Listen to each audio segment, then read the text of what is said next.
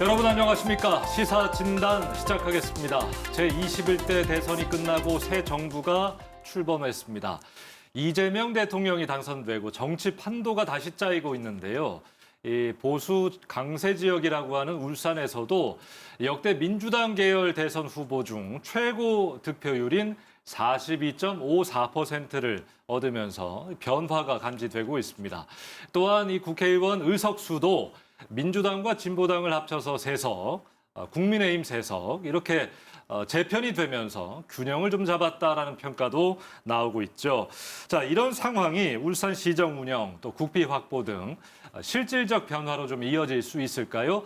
자, 오늘 시사 진단은 대선 이후에 울산의 정치 지형과 주요 쟁점들 진단해보는 시간 마련했습니다. 오랜만에 나오셨습니다. 이병철 울산대학교 행정학과 명예교수와 함께 하겠습니다.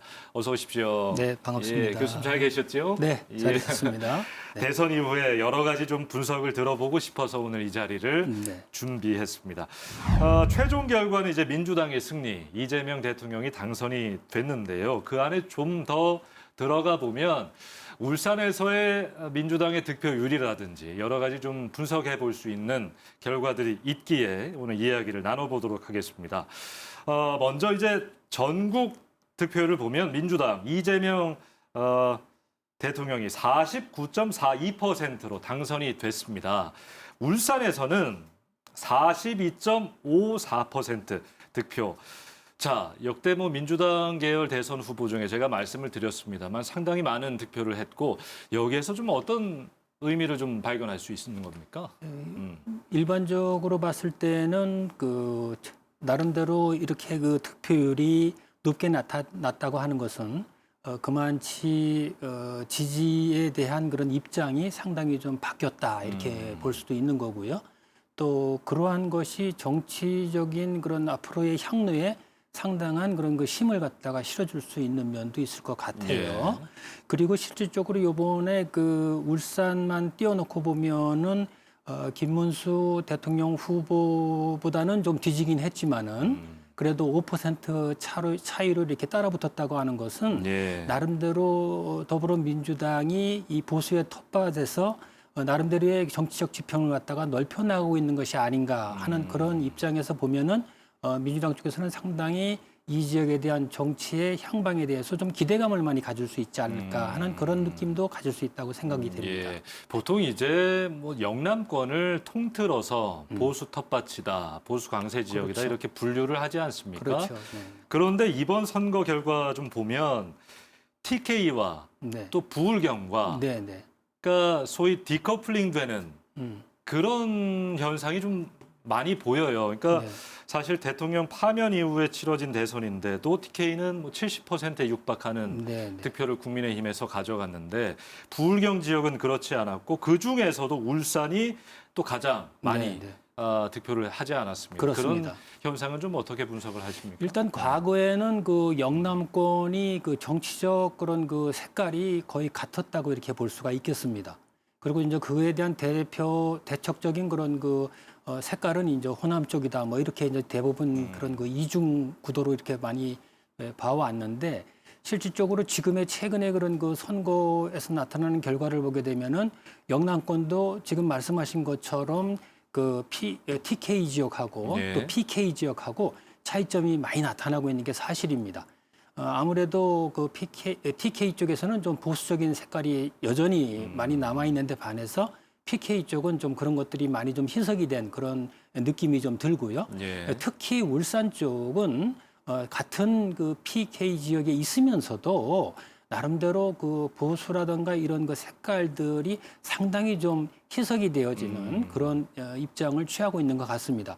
아마 여러 가지 이유가 있겠습니다만은 그 중에 하나의 대표적인 예로 들어본다면은 아무래도 울산 쪽이 노동 운동의 메카고 또 나름대로 노동계의 그런 영향력이 큰 도시다 보니까 예. 아무래도 이런 표심의 그런 발현이 된 게 아닌가 이렇게 생각이 됩니다. 여러 성향의 시민들이 모여 있는 곳이고 네. 또 직전 대선과 비교해봐도 그러니까 언제든 또 지지하는 후보, 정당을 바꿀 수 있는 그런 그렇습니다. 지역이다라는 그렇습니다. 것이 이번 대선을 통해서 또 네.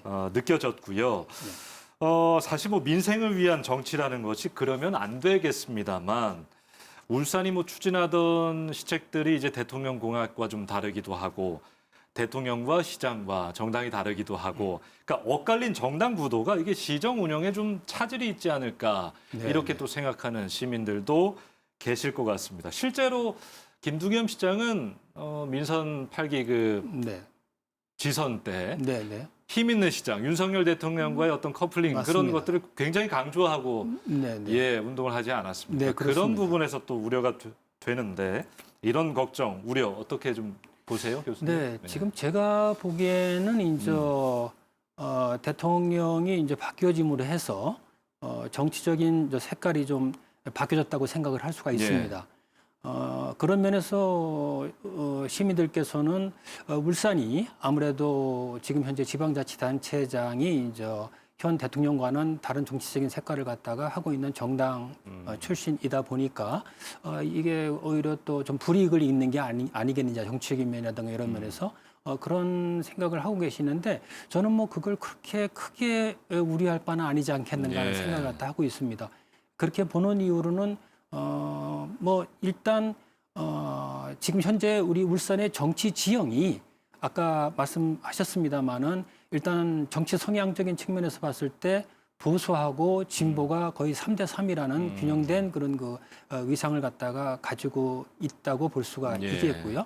그다음에 또 울산이라고 하는 지역이 하나의 그 산업 수도로서의 성격을 갖고 있기 때문에 또 현재 그 이재명 대통령도 일단 지금 경제 활성화에 대해서 굉장히 그 관심이 많고 또 그쪽에 주된 정책 드라이버를 갖다가 걸 가능성이 상당히 많기 때문에 산업 수도인 울산을 갖다가 간과하거나 또는 가벼이 볼 수는 없지 않겠는가 하는 이런 측면도 고려를 해봐야 되지 않을까 생각이 예, 듭니다. 그러니까 말씀하신 것처럼 지금 3대 3 구도로 재편된 것이 네. 그러니까 부산만 보더라도 17곳이 지금 그렇죠. 국민의힘이고 그렇죠. 경남도 네. 16곳 중에 13석 맞습니다. 이거 하다 보니까 뭐 예산 확보라든지 이런 부분에서 네, 네.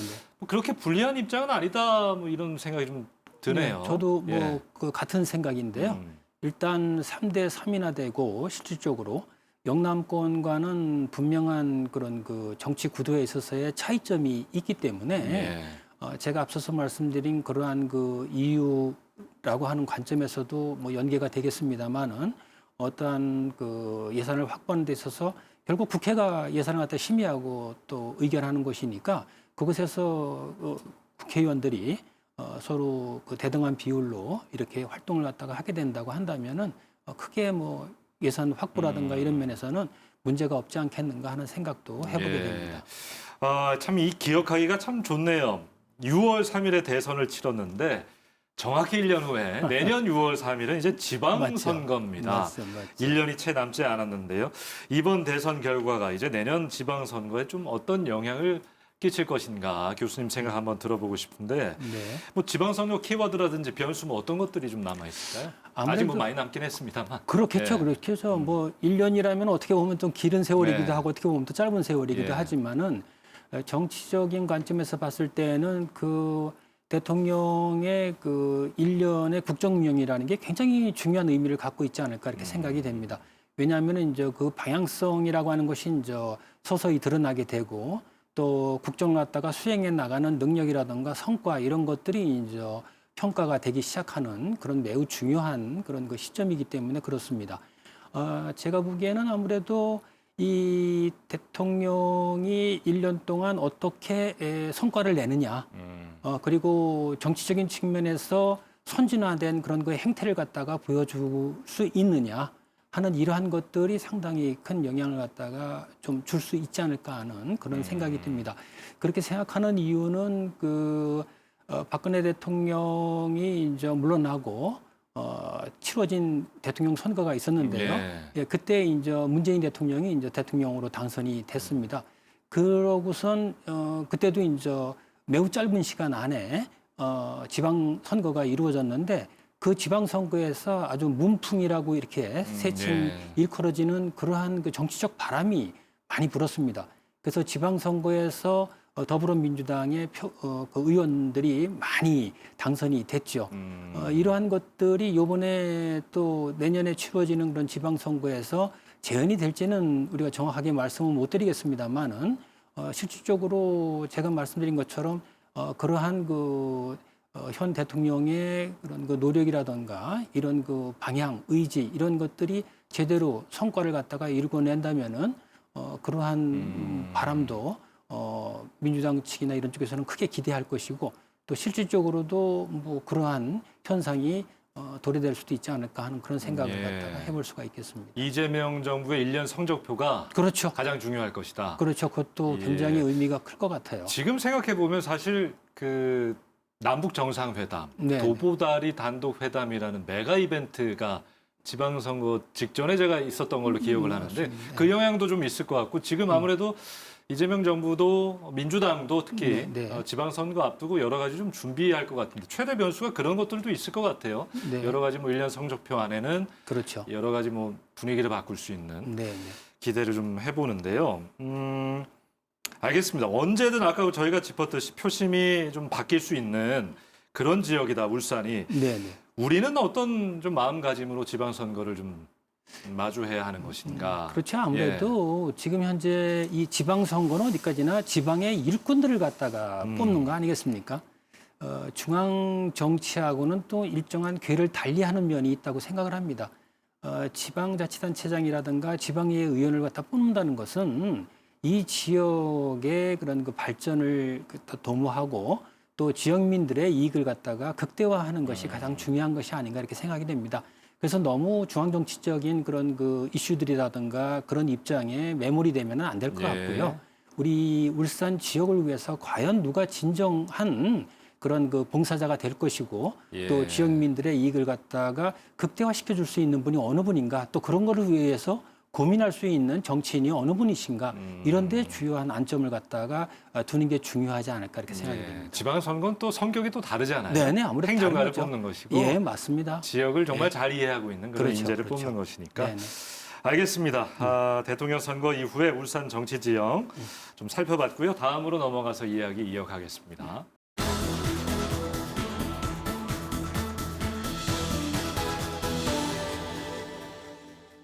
자, 오늘 시사 진단은 이병철 울산대학교 명예교수와 함께 이야기를 나누고 있습니다. 이재명 대통령 당선 이후에 울산 지역 핵심 사업 어떤 것들이 있는지 많이들 궁금해하실 건데요.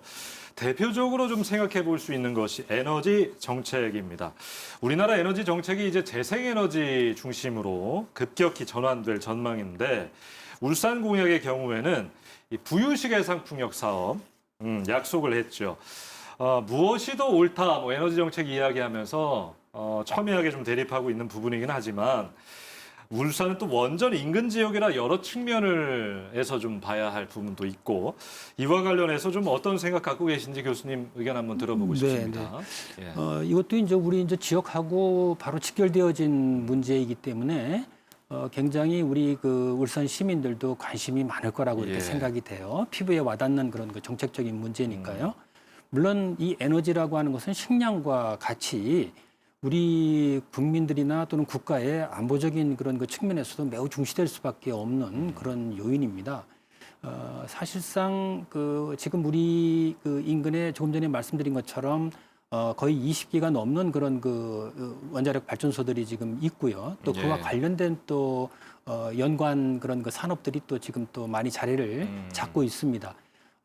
근데 이것이 이제 지난 정부 당시에 이제 문재인 정부 때가 되겠습니다. 그 당시에 이제 원전에 대해서 이제 좀 상당히 좀 거리를 두는 그런 정책들을 갖다가 핀 게 사실입니다. 그래서 일부 원자력 발전소들이 이제 운행을 중단하고 뭐 이런 사례도 있었고 또 새롭게 시작될 계획이 되어져 있던 그런 원전들이 이제 시작을 하지 못하고 하는 이제 그런 일도 있었고요. 그에 대한 대안으로 이제 환경 친화적인 이제 신재생에너지라든가 이제 이런 쪽으로 이제 에너지의 그런 소스를 갖다가 이제 변경하려고 하는 그런 노력들도 많이 실질적으로 이루어졌었죠. 실천적인 측면에서도 이제 그게 행해졌었고요. 근데 이제 이런 것들은 제가 볼 때 조금 좀 이거 아니면 저거다라고 하는 식으로 흘러가는 거는 에너지 정책에 있어서 상당히 좀 문제가 될 수 있는 요인이라고 생각이 돼요. 왜냐하면은 이 에너지라고 하는 것은 제일 중요한 게 안정적으로 공급이 될 수 있느냐는 것이 제일 중요합니다. 끊기지 않는 것. 그렇죠, 그렇죠. 특히 우리 울산 같은 경우에는 산업 수도이기 때문에 굉장히 많은 그런 그 산업군 관련 그런 그 이 시스템이나 메커니즘이 지금 몰려 있습니다. 여기에서 그 파워의 원동력은 바로 전기 관랑요. 근데 이 전기가 안정적으로 공급이 못 된다면은 이건 정말 큰 문제가 되는 거거든요.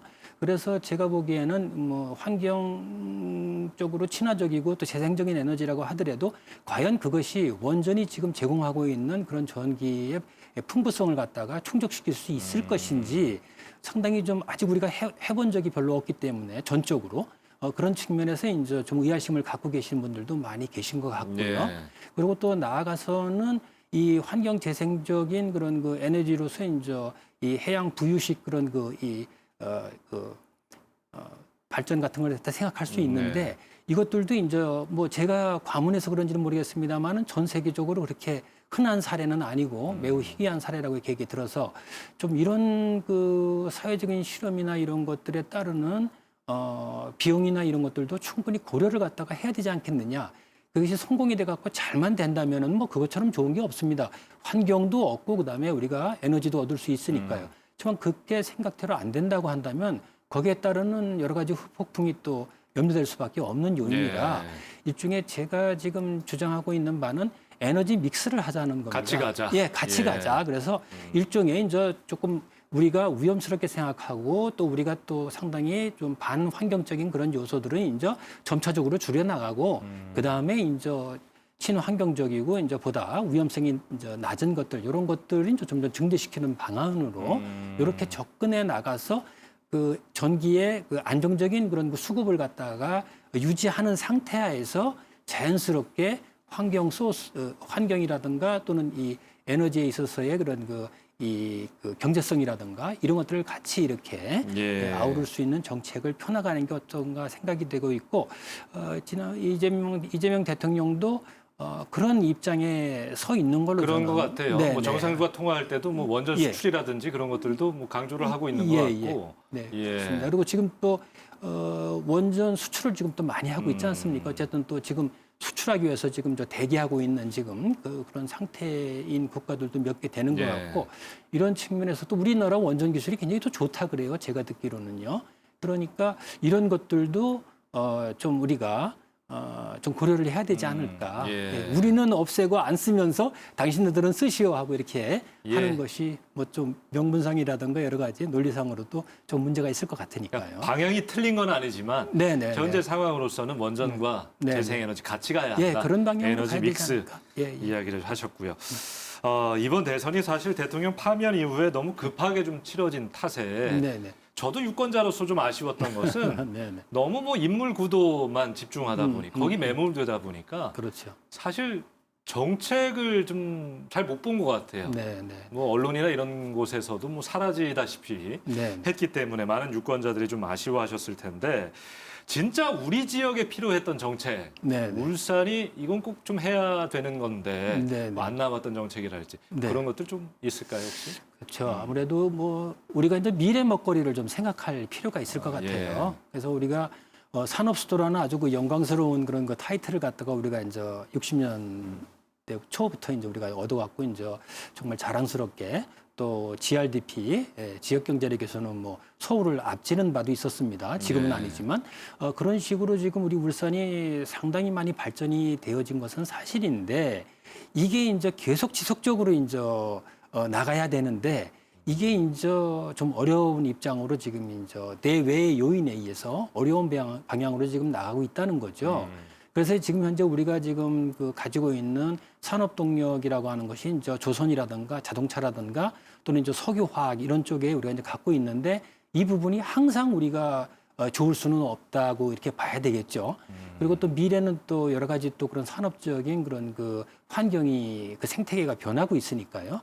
그래서 그런 쪽으로 이제 우리가 좀 어떠한 그런 그 해안이 있는 정책 대안을 갖다가 좀 제시를 해줄 수 있었으면 좋지 않았을까 하는 이런 문제도 있고요. 그 다음에 이제 우리가 생각해 볼 수 있는 게 실질적으로 그 인구 문제라고 볼 수가 있습니다. 그러니까 뭐 어떻게 보면 전국구적인 문제예요. 전국이 다 문제가 되는 거지만 우리 울산도 얼마 전만 하더라도 굉장히 젊은 도시로 이렇게 분류가 됐었는데 지금은 그렇게 그런 말을 못하죠. 그런 말을 하기가 조금 좀 어려운 예. 입장으로 지금 바뀌어졌습니다. 이제 그 얘기는 뭐냐면은 출생률도 지금 뭐 많이 감소가 됐을 뿐만 아니라 특히 젊은 계층들이 많이 지금 그 역외로 유출이 되고 있다는 일자리를 겁니다. 찾아서 떠나고 그렇죠, 있죠. 그렇죠. 네. 오지도 않고 있고. 그렇죠, 그렇죠. 다시 회귀가 되면 괜찮은데 또 회귀가 되지도 않고 있단 말이죠. 그다음에 또 성적인 측면에서 봤을 때는 또 여성 인력을 갖다가 우리가 활용을 갖다가 많이 해야 됩니다. 앞으로는요. 그런데 이 여성 인력을 갖다가 활용할 수 있는 제대로 된 일자리를 갖다가 못 만들어주고 있다는 점도 좀 안타까운 면이 아닌가 이렇게 생각이 되고요. 예. 그다음에는 이제 고령화 사회에 입각해가지고 나이 드신 분들이 일을 하고 싶어 하시는 분들이 많아요. 물론 뭐 돈을 벌겠다는 목적을 갖고 계신 분들도 많이 있지만 또 내 나름대로의 삶을 갖다가 일과 같이 내가 지금까지 살아왔는데 앞으로도 좀 그렇게 일과 함께 살아가고 싶다라고 그렇게 생각하는 분들도 많아요.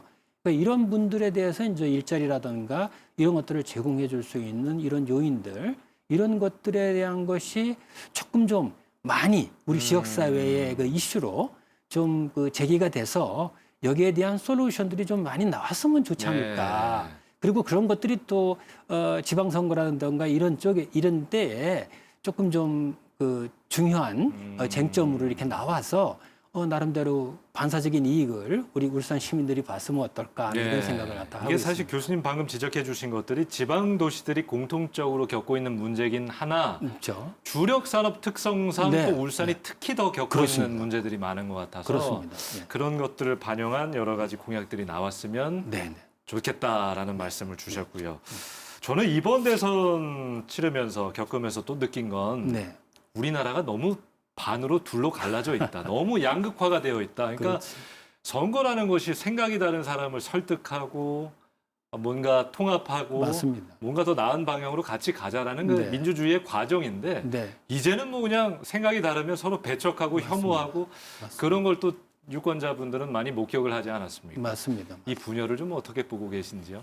이게 참 어려운 문제입니다. 네. 이게 사실상 이제 진영이 서로 나뉘어져 가지고 그래가지고 상대편을 갖다가 적대적으로 보고 그리고 상대편의 얘기나 이런 것들은 들으려고도 하지 않고 예.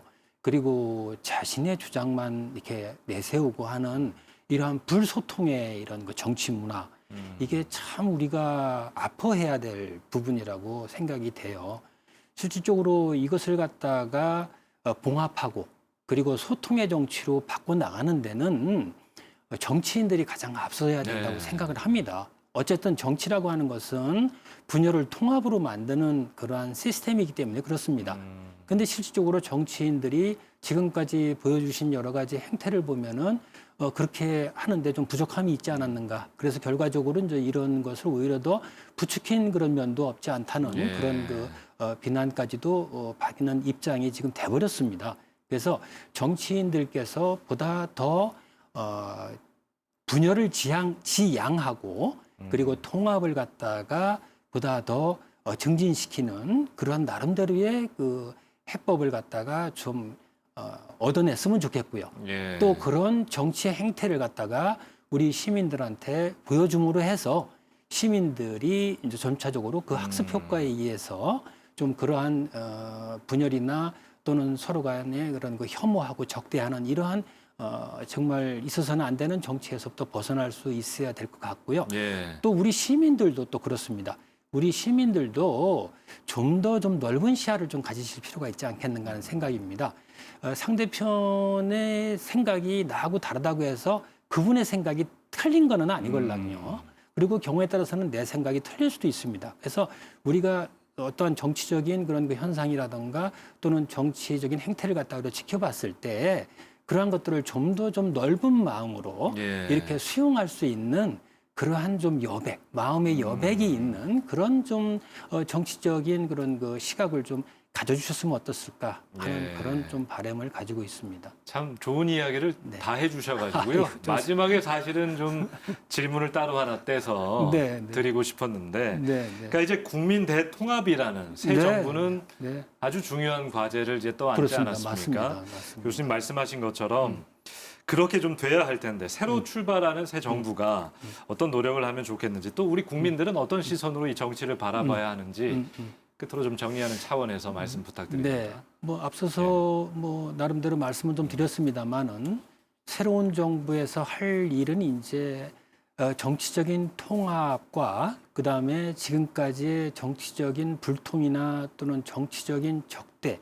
이런 것으로 인해서 그 생겨난 여러 가지의 그런 상처들을 갖다가 좀 따뜻하게 봉합을 해주는 이런 정치가 좀 돼야 되지 않겠는가. 그리고 정치적 패자를 갖다가 포용할 수 있는 이러한 정치가 좀 이루어져야 되지 않겠는가. 이거는 누군가 손해를 보는 입장에서라도 시작을 해야 될 것 같습니다. 누군가 시작을 해야 누군가 하는 거죠. 시작을 해야만 예. 되지. 이게 그냥 계속해서 그 반복이 돼 버린다면은 악순환의 연속이 되지 않을까 생각이 됩니다. 그래서 제 바람은 이번 정부에서 좀 이러한 그 대화합의 그런 그 정치를 피면서 포용 정책을 좀 펼 나갔으면 굉장히 좋을 것 같겠고, 그다음에는 이제 지금 나름대로 중앙 정치가 너무 지금 그 강력한 영향력을 갖다가 취하고 있는 입장입니다. 모든 게 중앙 정치에 매몰이 돼 있고 사실상 지방 정치는 그냥 완전히 지금 예. 방기되는 지금 그런 현상을 뭐 빚고 있는데, 진짜 우리가 지방 자치를 제대로 실현시켜서 나갈 수 있다고 한다면은 중앙 정부가 좀 중앙 정치로의 그런 그 집중 현상을 갖다가 최대한 좀 배제할 수 있는 그런 정책적인 좀 노력도 상당히 좀 필요하지 않을까. 지금 가지나 지금 그 지방은 지금 뭐 일부 지역은 지금 소멸화된다 뭐 이런 여러 가지 지금 얘기들도 나오고 있고, 예. 아이들의 울음소리가 지금 멈췄다. 그래서 지금 뭐 어느 지역은 소멸될 거다. 뭐 이런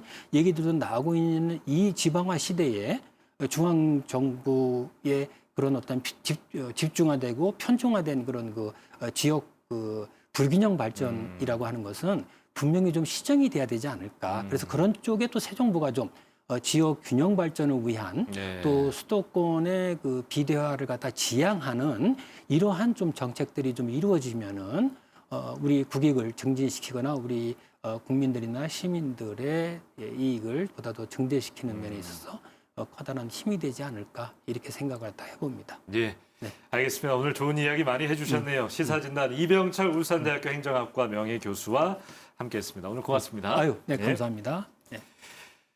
자, 이번 대선 울산 득표를 두고 여야의 해석 각기 다르겠습니다만 이 결과를 회초리 삼아 다음 지방선거를 준비하면 좋겠습니다. 시민 여러분의 정치적 선택은 달라도 울산이, 우리 지역이, 나의 삶이 더 잘 되길 바라는 마음은 같았을 겁니다. 지역에 꼭 필요한 정책과 통합의 정치가 실현될 수 있도록 여러분께서, 우리 시민 여러분께서 지켜보시고 적극 참여해 주시면 좋겠습니다. 자, 시사진단은 여기서 마칩니다. 고맙습니다.